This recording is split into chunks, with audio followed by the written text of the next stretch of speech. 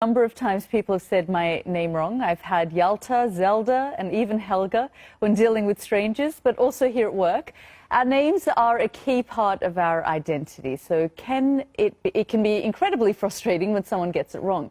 It's an issue that sparks a huge reaction, not least amongst the Impact team here in London. Well, from Paulina to Paulina and Nick to Tim, this word cloud made by the team shows many of us have experience of being called the wrong name, and it makes for somewhat awkward conversation for everyone involved. So, do you tell them or do you let it slide? Joining me now to discuss is the BBC journalist Dhruti Shah and Femi Otutoju, training director of Challenge Consultancy, which provides training in equality, diversity and inclusion. Thank you both for joining us here on the programme. Dhruti, I'll just begin with you because you started this whole thing about, you know, how to pronounce your name because someone mispronounced your name. Well, they sent me a message, so I'd sent out a department-wide email saying, does anyone want to do X, Y, Z? And then somebody emailed me back saying, you do realise that your name autocorrects to Dorito.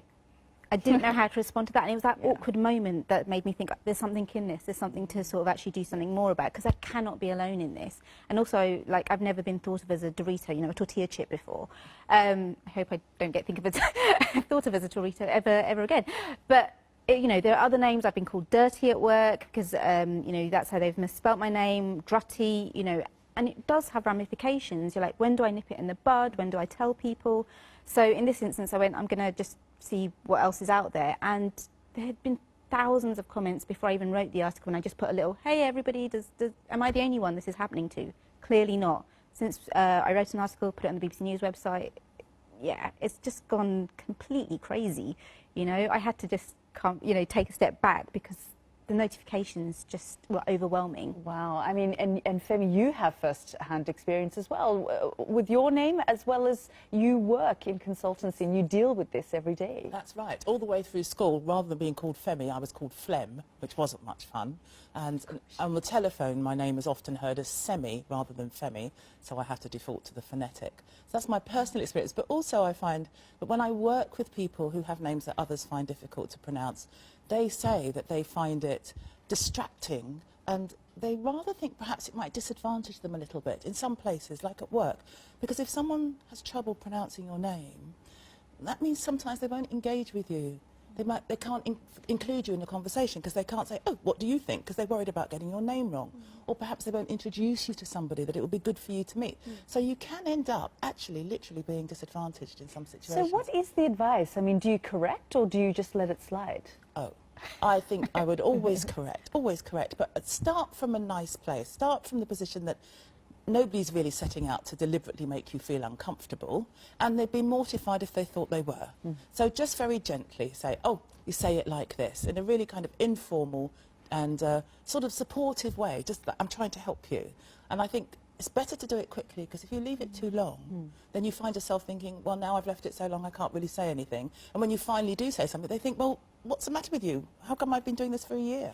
And frankly, from the experiment you've done, it's not just, you know, names that sound foreign. Actually, everyone has an experience. There's, you know, several examples. So two that I'm going to stand out, also in terms of like how long you leave it, is a guy called Simon who was called Steve for 5 years by a colleague, and he said, you know, he turned around, he was in the lift, and he just said, my name's, you know, not Steve.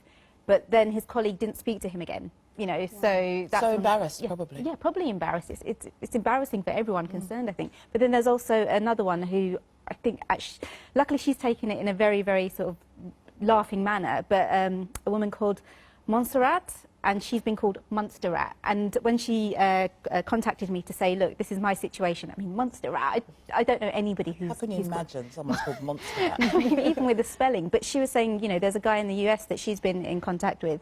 And again, 3 years later, she signed off saying, he still calls me Monsterrat. You know, what are you supposed to do? So lots and lots of different examples.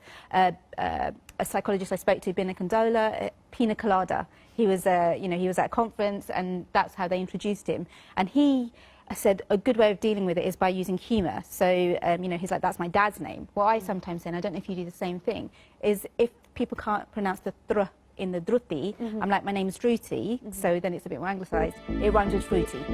And frankly, that's what a lot of people do, don't they? They anglicise their names because they think, well, it's just easier rather than the hassle. And in a way, that's their option.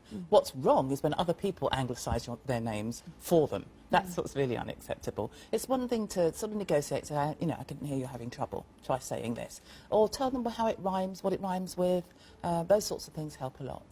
And just to deal with that level of awkwardness, I suppose. Yeah. Well, Femi and Druti, thank you so much both for joining us here on the programme. Pleasure. Thank you. Why don't you send me your thoughts on that discussion we've just had, and any